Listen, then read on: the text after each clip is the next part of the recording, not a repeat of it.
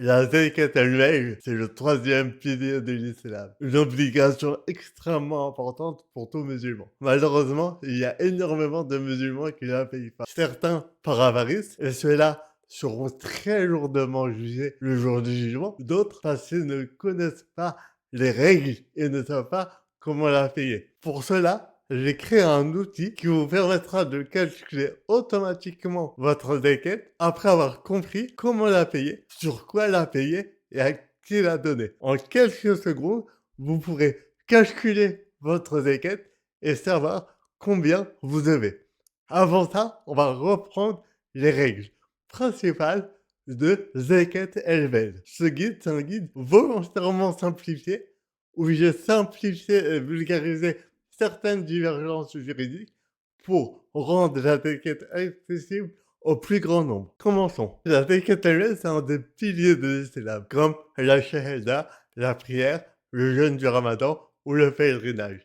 Elle fait partie des obligations fondamentales du musulman. On le voit à plusieurs reprises dans le Coran, accomplissez la prière et acquittez-vous de la zakat. Sur la Baqara, il y a 43. La zakat n'est pas seulement un acte financier, elle a aussi une dimension spirituelle, sociale profonde. Il faut comprendre qu'en islam, on ne condamne pas l'argent.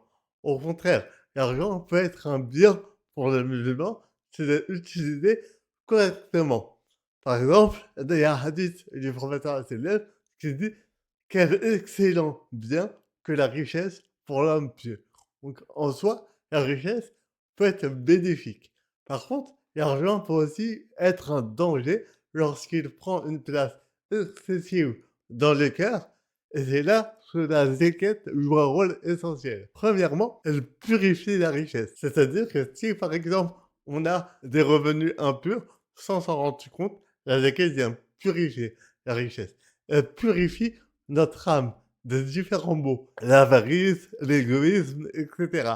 Et elle permet aussi d'avoir un rôle social et de soutenir les plus pauvres. On peut faire référence à Salat Tauba, prélève de leurs biens une aumône par laquelle tu les purifies et les bénis. Il est essentiel de comprendre l'importance de la zakat et de la payer en temps et en heure. Qui doit payer la zakat? La zakat concerne tout musulman possédant un patrimoine dépassant un certain seuil, appelé Niseb.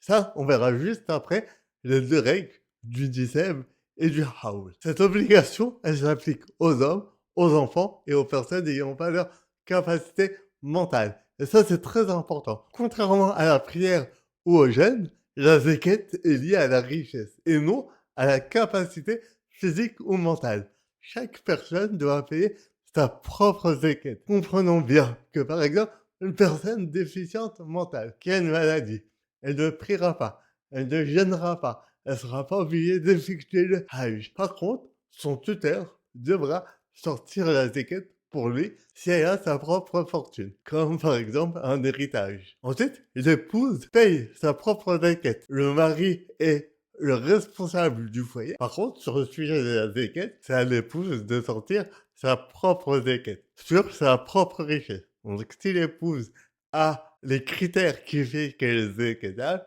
elle sort son propre argent. Le mari paye la sienne. Et les enfants qui ont eu des parts payent la zakat sur leur patrimoine. Admettons que vous épargnez pour votre enfant et que votre enfant dépasse le NICEP, qu'on verra juste après. Et ben vous devez sortir pour lui la zakat. Et s'il est majeur, alors il est responsable de lui-même. Ce n'est pas au père de sortir la zakat sur le patrimoine de ses enfants majeurs. Par contre, tant qu'ils sont sous sa responsabilité, oui, c'est à lui de sortir la zakat sur le patrimoine de leur enfant. Si vous avez 20 000 € par exemple, en tant que père, et que chaque enfant a 15 000 € d'épargne, vous sortez vous sur vos 20 000 € et vos enfants sur leurs 15 000 €. Si vous, en tant que père, vous avez 15 000 € par exemple, et que vos enfants ont 1 000 € chacun, qui sont sous le seuil du NISAP, vous ne payez rien pour vos enfants. Si c'est leur argent à eux, vous n'avez rien à payer. Maintenant, comprenons le NISEP. C'est le seuil minimum de richesse à partir duquel la zakat devient obligatoire. Il y a deux façons de calculer le NISEP, sur l'or et sur l'argent. Sur l'or, pour avoir le NISEP, on va calculer l'équivalent de 85 grammes d'or. Sur l'argent, on va prendre 595 grammes d'argent. À l'époque du professeur Asselineau, 85 grammes d'or, ça avait à peu près l'équivalence de 595 grammes d'argent. Donc c'est pour ça qu'il y a ces deux items. C'était des monnaies très connues à l'époque, l'or et l'argent, et 85 grammes d'or représentait l'équivalent de 595 grammes d'argent. Aujourd'hui, l'or s'est envolé. Donc, ça n'a plus la même valeur. Prenons un exemple. Aujourd'hui, on est le jeudi 12 mars 2026. Le prix du gramme d'or est à 142 euros. Donc, on va faire 85 grammes d'or fois 142 euros. Le NICEM est à 12 108 euros. Toujours aujourd'hui, le gramme d'argent est à 2,37 €. 595 grammes d'argent fois 2,37 € représente 1409 euros. Donc voilà les deux références d'un point de vue NICEM, soit celui sur l'or, soit celui sur l'argent. C'est à vous de choisir lequel vous préférez suivre. Jusqu'à aujourd'hui, la majorité des savants se basaient sur l'or, car le métal en argent a perdu beaucoup de valeur au fil du temps. Le NICEM basé sur l'or serait donc plus proche de la notion de richesse réelle. Le souci, c'est que il a pris énormément de valeur. Donc, à travers le monde, il y a beaucoup moins de personnes équitables. C'est pour ça que beaucoup de savants se basent sur le NICEM, sur l'argent. Ce seuil est beaucoup plus bas et l'idée est que plus de personnes deviennent redevables de la zakat, ce qui augmente l'aide apportée aux plus pauvres, et c'est l'approche adoptée par de nombreuses organisations dont l'IOFI, si je ne me trompe pas. Si on se base sur l'or, le NICEM est à 12 108 euros. Si on se base sur l'argent, le NICEM est à 1409 euros. À vous de faire votre choix. Les deux sont valables. Donc la première règle, c'est d'avoir plus que le NICEM. C'est-à-dire soit 12 000 euros, soit 1400 euros. La deuxième règle, c'est d'avoir plus que le NICEM durant le hawl. Pour que la zakat soit obligatoire, deux conditions doivent être réunies. Dépasser le NICEM et conserver ce patrimoine pendant plus d'une année complète. Et cette période, ça s'appelle le hawl, une année lunaire complète. Attention, aujourd'hui, il y a des personnes qui payent en année solaire. C'est-à-dire qu'au lieu de prendre une année lunaire, par exemple le mois de Ramadan, ou de Sha'ban ou de Chouet, ils vont prendre un mois solaire, janvier, février, mars, pour payer la zakat. Si vous faites ça, si vous prenez une année solaire, donc une date solaire, et la zakat à payer ne sera pas de 2,5%, mais de 2,5775. Pourquoi? Parce qu'il y a plus de jours dans le calendrier solaire que dans le calendrier lunaire, donc il faut adapter au nombre de jours. Donc c'est peut-être plus facile de prendre une année solaire, le mois de janvier, février, mars, etc. Par contre, je vous recommande vraiment de vous baser sur un mois lunaire. C'est mieux, c'est plus simple et c'est plus dans la vision de la zakat. Maintenant, sur le hawl, il y a deux avis. Le premier avis, c'est l'avis hanafite. Par exemple, aujourd'hui, on est au mois de Ramadan 1447. Donc, Ramadan 2026. On va prendre l'or pour le décembre. Si vous avez 12 000 euros depuis plus d'un an, donc depuis Ramadan 1446, vous devez payer la zakat. Si ça fait plus d'un an que vous avez 12 000 euros et plus, vous devez payer la zakat. Maintenant, si vous êtes retombé en dessous des 12 000 euros, par exemple, vous êtes tombé à 5 000 euros durant l'année. Selon l'avis Hanafi, si vous avez 12 000 euros plus que le NICEM à Ramadan dernier et Ramadan de cette année, vous payez la zakat. Selon les autres écoles, c'est l'avis que je suis personnellement, dont l'avis malikite, si vous aviez 12 000 euros à Ramadan dernier, qu'entre-temps, vous êtes descendu à 5 000 euros et que vous êtes remonté aujourd'hui à 25 000 euros, eh ben, vous ne payez pas la zakat aujourd'hui à Ramadan 2026. Pourquoi? Parce que vous êtes descendu, comme on le voit sur le schéma. Le calcul reprend le jour où vous remontez au-dessus du NICEM. C'est-à-dire que là, on voit que le calcul reprend au mois 8. c'est à partir du mois 8. Je reprends un exemple, en mois solaire pour que vous compreniez. En janvier 2025, vous avez 15 000 euros. Là, on reprend le graphique Hanavit. En juin 2025, vous avez 5 000 euros. Et en janvier 2026, vous avez 20 000 euros. Vous devez payer la zakat selon Yavi Hanafi. Parce qu'en janvier 2025 et en janvier 2026, vous aviez plus que le NICEF. Donc, on paye la zakat au bout d'1 an. Selon les autres avis et les autres écoles, si vous aviez 15 000 euros en janvier 2025 et 20 000 euros en janvier 2026, mais qu'entre-temps, vous êtes redescendu. Par exemple, en juin, vous êtes retombé à 5 000 euros. Vous avez acheté une voiture et que vous êtes remonté en novembre à 13 000 euros. C'est à partir du mois de novembre que vous reprenez un calcul et c'est en novembre 2026 que vous payerez la zakat. Si vous n'êtes pas retombé en bas entre-temps. Donc, vous voyez, l'importance, c'est d'avoir le NICEF pendant plus d'1 an. Donc, ça, c'est les 2 règles. Avoir plus que le NICEF durant plus d'une année complète. Sur quoi paye-t-on la zakat? Donc, la zakat, elle ne concerne pas tous nos biens. On ne paye pas la zakat sur nos biens personnels utilisés de façon non productive. Par exemple, votre résidence principale, votre voiture, vos meubles, vos vêtements, vos objets personnels, vos montres personnelles. Attention, aujourd'hui, on parle de la zakat personnelle. Par contre, sur tout ce qui est bien professionnel, c'est un autre sujet qui n'est pas le sujet du jour. Mais admettons, vous faites des vidéos qui vous rapportent un peu d'argent avec votre téléphone, par exemple, sur les réseaux sociaux. Et ben, votre téléphone ne sera pas soumis à la zakat. Aujourd'hui, c'est vraiment le sujet de la zakat personnelle. Tout ce qui est bien personnel, utilisé de façon non productive, il n'y a pas de zakat. Ensuite, pas de zakat sur l'argent haram. La zakat ne s'applique pas sur l'argent haram. Si vous avez des intérêts bancaires, on doit les donner. Par contre, on ne les rend pas dans la zakat. Si vous avez un plan d'épargne entreprise qui a fait une plus-value illicite, on ne calcule pas la zakat sur le PEE. On le calcule uniquement sur votre prime, pas sur les plus-values. Ça fait sujet d'une autre vidéo. Est-ce que le PEE est halal, oui ou non? C'est un sujet que vous trouverez sur ma chaîne. Donc tout argent halal, l'argent qui vient de la drogue, l'argent qui provient d'intérêts, de riba, de vente d'activités halal, il n'y a pas de zakat. On doit s'en débarrasser, faire tauba, demander à Dieu de nous pardonner et plus jamais y revenir. L'argent bloqué, on ne paye pas non plus sur ce dont on n'a pas la jouissance. Par exemple, vous avez payé une caution que vous n'êtes même pas sûr de récupérer. Une caution pour un appartement.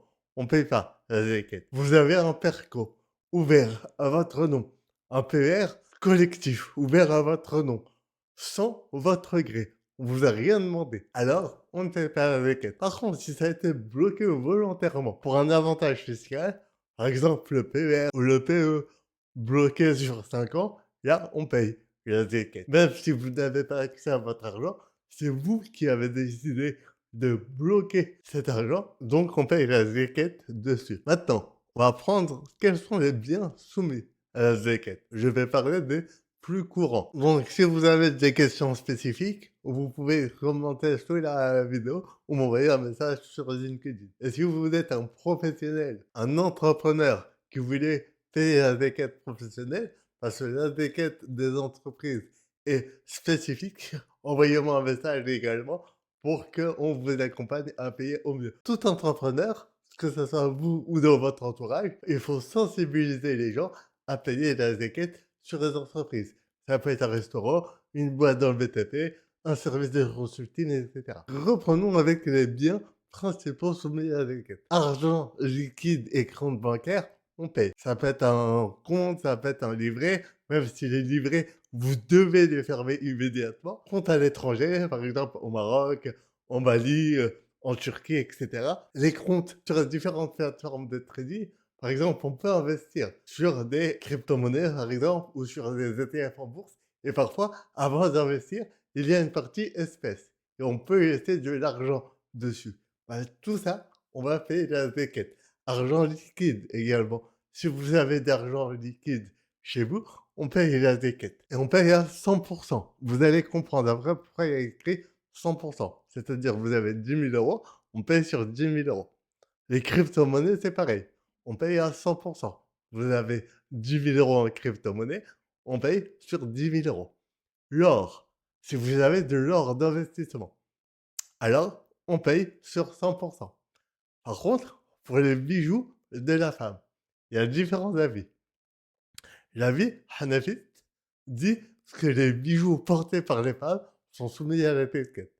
C'est-à-dire que si vous suivez l'avis hanafite, si vous avez 3 000 € de parure, vous les intégrez et vous payez chaque année. Selon les malikites et les autres écoles, si vous avez 3 000 € de bijoux et que vous les portez, même de façon irrégulière, une fois par an pour un mariage ou de rares fois, il n'y a pas de zakat pour les femmes. C'est-à-dire que si vous avez 3 000 € ou 5 000 € de parure, on ne paye pas de zakat. Par contre, tous les avis sont unanimes.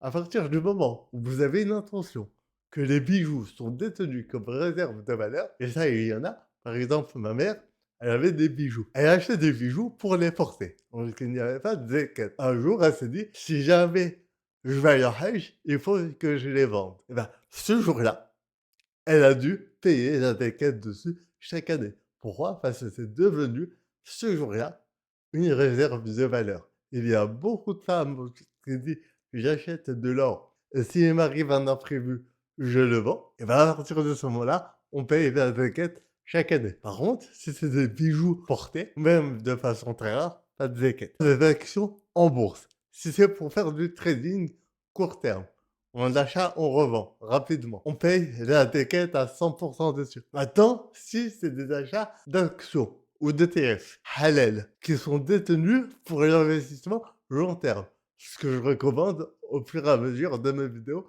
sur YouTube, ou pour les dividendes. Bah, sur ça, on rentre dans la zakat professionnelle et donc on ne paye pas sur 100% de l'action, mais sur 30%. C'est-à-dire que vous avez 10 000 € d'ETF Sharia Compliant, on paye sur 30%, sur 3 000 €. Et ça, je vous montrerai dans le calculateur à la fin. Ça se fait de façon automatique. Sur les soukouk, pareil, on paye sur 30%. Vous avez 10 000 € en soukouk, on paye sur 3 000 €. Sur les assurances vie et les PER, Sharia Compliant, on paye sur 25%. Pourquoi? Parce que dedans, il y a des actions, des produits d'infrastructure et des soukouk. Et donc, on ne paye pas sur 100%, mais sur 25%, parce que tout ce qui va être produits d'infrastructure et produits immobiliers vont venir baisser la base zakatable. Si vous avez des assurances vie, des PER ou des PE non halal, eh ben on paye sur 100%, parce que on paye sur la valeur totale du capital. Par contre, si vous avez fait des plus-values, on ne paye pas dessus et on redistribue. Et vous devez fermer immédiatement votre assurance vie PER, PE s'il est pas halal. Sur les SCPI, ou sur les SCPI, si vous en avez, si vous n'en avez pas, ça ne vous concerne pas, vous devez demander à votre gestionnaire de la SCPI quelle est la partie zakatable. Parce que vous savez peut-être qu'on ne paye pas sur l'immobilier. On ne paye pas de zakat sur la détention immobilière à long terme, qui génère du revenu locatif. Donc, on paye uniquement sur la somme non investie. En général, c'est entre 10 et 20%. Ça, c'est à votre gestionnaire de vous le dire.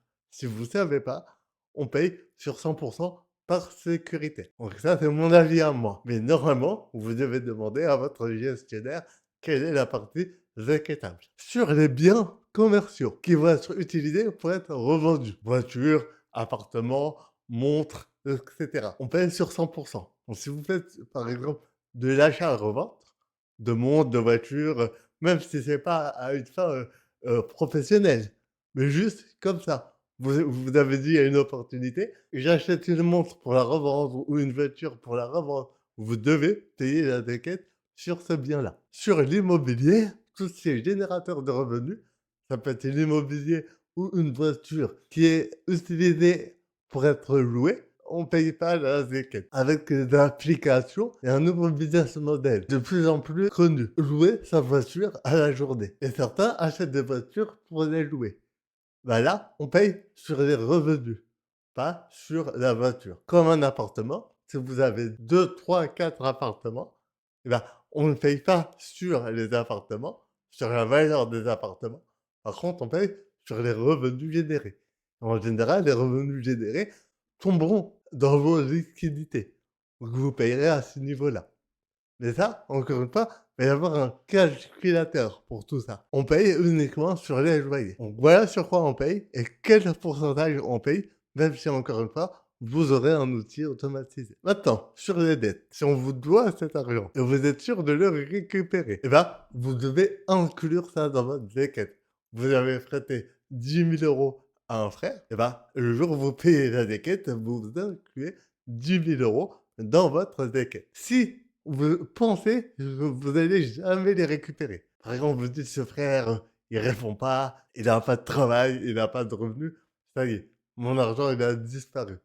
Bah, là, vous ne payez pas sur ça. Vous sortez ce montant de votre base zékatable et si un jour vous les récupérez, il y a différents avis, mais nous ici, on va prendre l'avis où vous payez une fois. C'est-à-dire que si un jour vous récupérez ces 10 000 €, le jour où vous les récupérez, vous donnez 2,5% en zéké. Maintenant, à l'inverse, si c'est des dettes que vous devez, si c'est des dettes à court terme, c'est-à-dire que vous devez rembourser dans l'année, par exemple, bah, vous pouvez retirer ce montant de votre zéké. Vous avez 20 000 € et vous devez 5 000 €. Et ben, vous pouvez retirer 5 000 € de vos 20 000 € aujourd'hui, le jour de la zéké.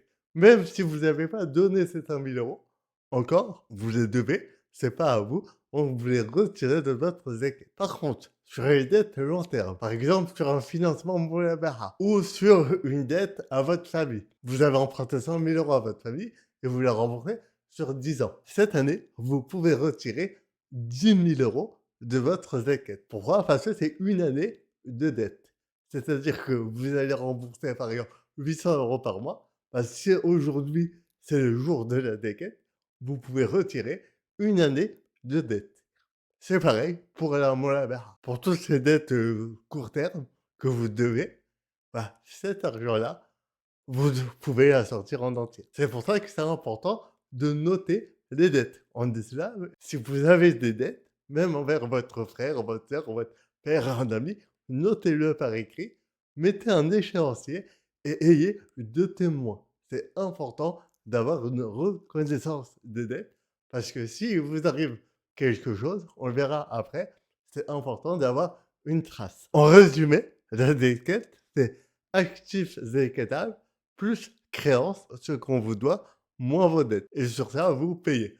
Mais encore une fois, il y aura un calculateur simple à la fin. En cas de retard, ne pas avoir payé sa zakat pendant plusieurs années est une dette lourde envers Allah subhanahu wa ta'ala. Il faut la rattraper sans tarder, avec sincérité et sans se décourager.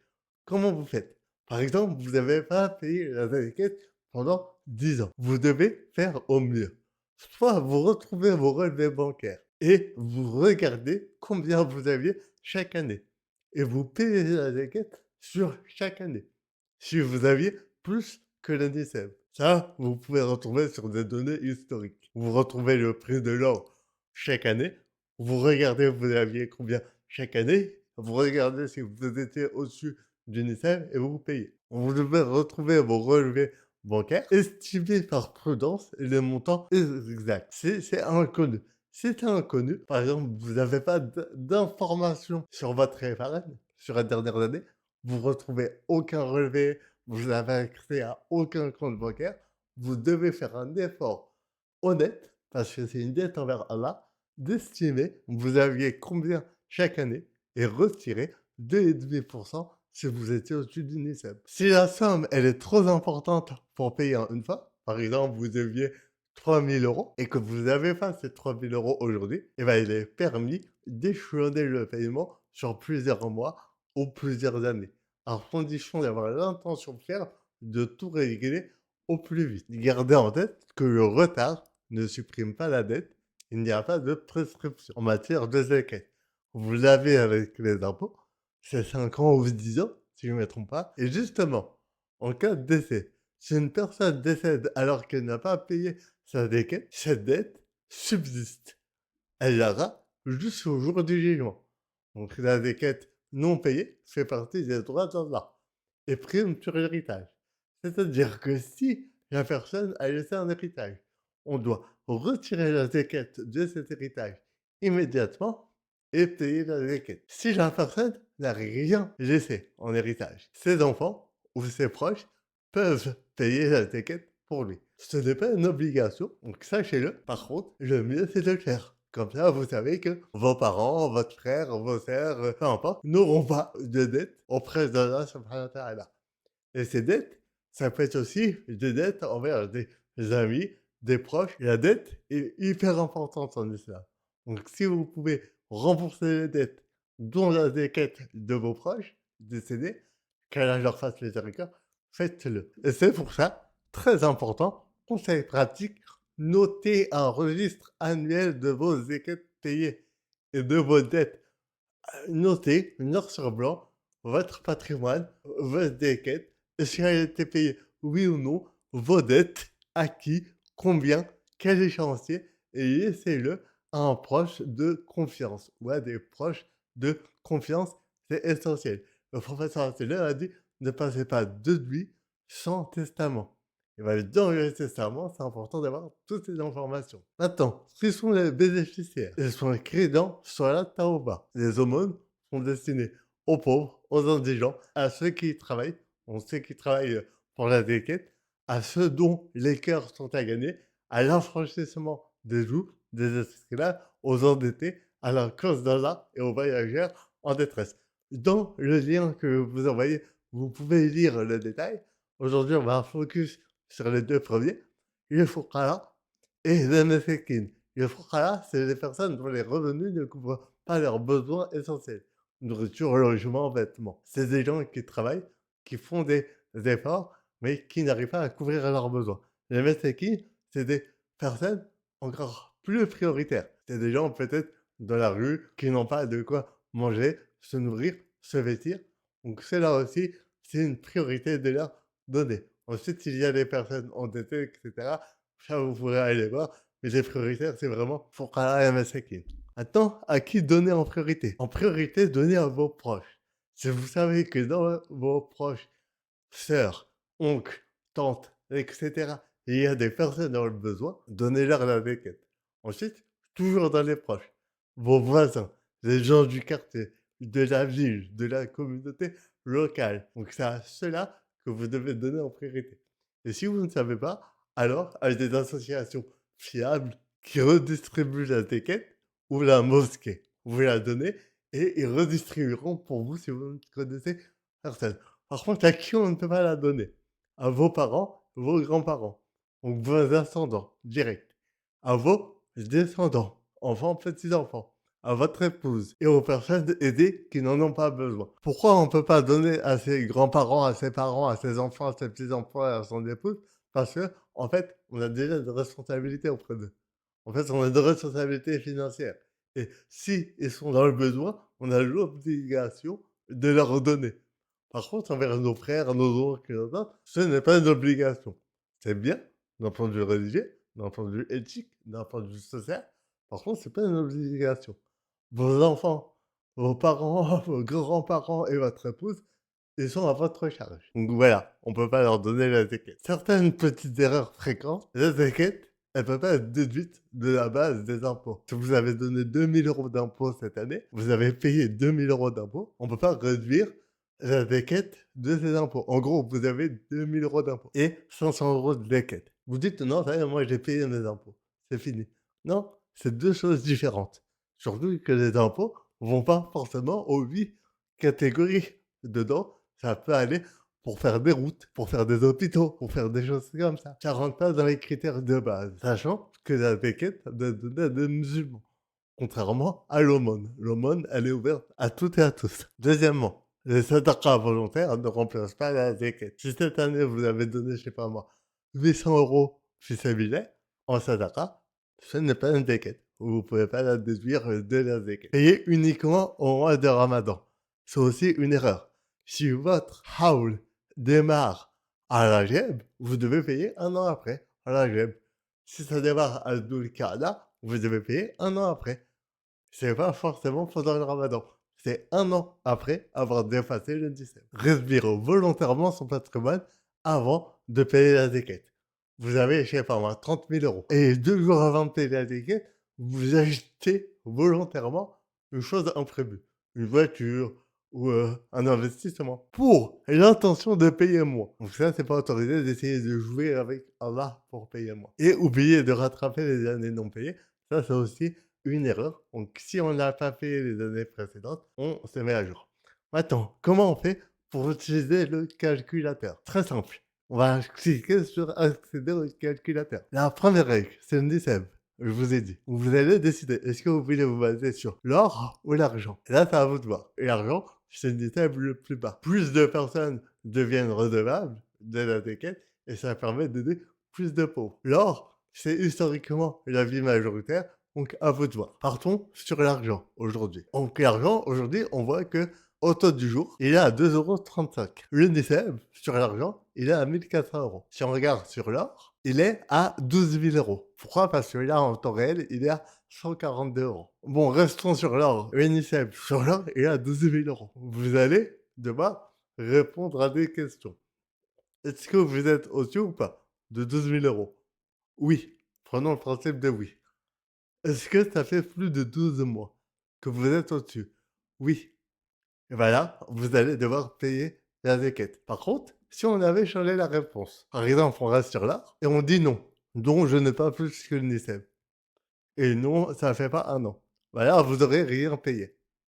Donc vous n'avez pas de déquête si vous n'avez pas plus que le NICEB durant plus d'un an. Continuons, on va faire l'estimation. Premièrement, vous choisissez le mois sur lequel vous voulez payer. Est-ce que c'est Ramadan ou est-ce que c'est janvier, février, mars, avril, par exemple?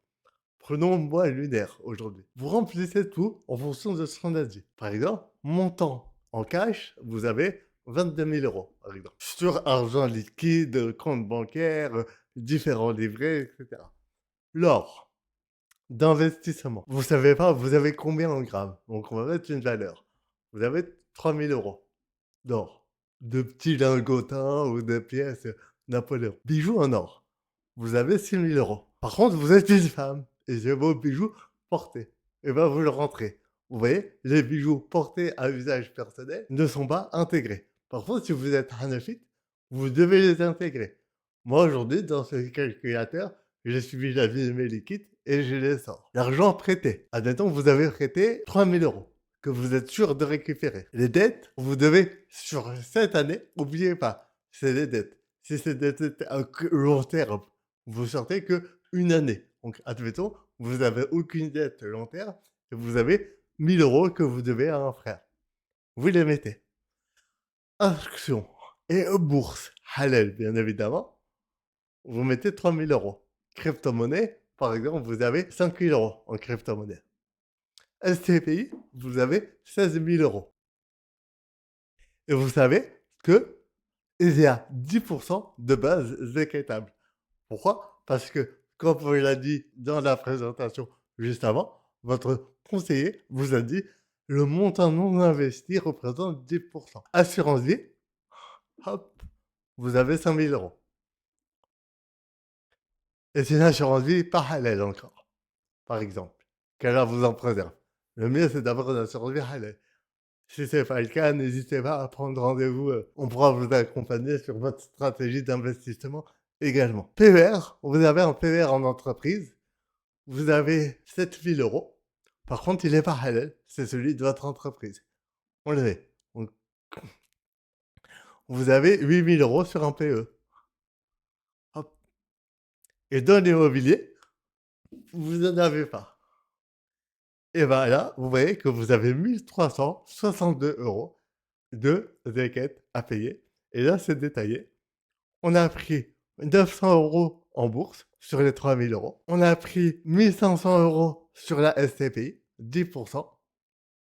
Tout le reste, on l'a pris à 100%. Par contre, si vous vous êtes accompagné par des spécialistes en investissement halal comme moi et que vous avez des options confort, par exemple, vous aviez une assurance vie Sharia compliant et un PER Sharia compliant, vous avez vu que vous descendez à 1 137 €. Pourquoi? Parce que ça serait dans des solutions conformes et dans les solutions conformes, il y a une partie en immobilier et en sous-couc et sur cette partie-là, on ne paye pas à 100. Donc voilà, voilà le montant à payer. À qui donner la zéquette? C'est ce qu'on a dit juste avant.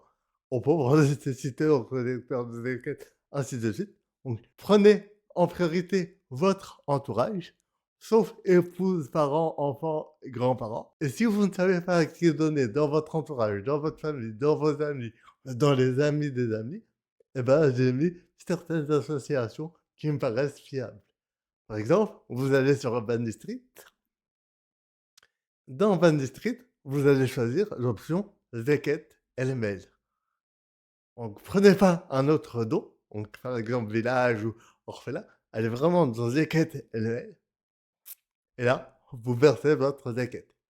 Mais en priorité, si vous avez des proches dans le besoin, commencez par eux en priorité. Et j'en ai mis différents parce que j'ai pas de partenariat avec eux. Peu importe, vous allez chez qui, ça change rien pour moi. Il n'y a pas de lien d'affiliation. Donc moi, j'ai pas de bénéfice à les mettre en avant. Vous pouvez aussi aller chercher sur Google et mettre donner sa Zeket LL. Et là, vous choisissez une association qui vous paraît fiable. Donc voilà. Ça, c'est à vous de faire l'effort de recherche. Moi, j'ai juste voulu vous simplifier. Si vous avez la moindre question, n'hésitez pas à la poser en commentaire. Et si vous payez la déquête, c'est sûrement parce que vous avez une épargne suffisante pour la payer. Et si cet argent n'est pas investi et que vous voulez commencer à investir de façon halal et performante, n'hésitez pas à prendre rendez-vous. Il y a le lien sous la vidéo. Donc, vous pouvez prendre rendez-vous avec moi. On mettra en place une stratégie d'épargne et d'investissement adaptée à votre situation. J'accompagne et je forme les musulmans depuis plus de 4 ans. Donc, n'hésitez pas à prendre rendez-vous. Vous retrouverez tous les liens sous la vidéo, les liens du simulateur, les liens du calculateur de déquête et le lien du consulting offert qui dure 45 minutes pour faire un point sur votre stratégie d'épargne et d'investissement. Salam alaikum wa rahmatullah wa barakatuh.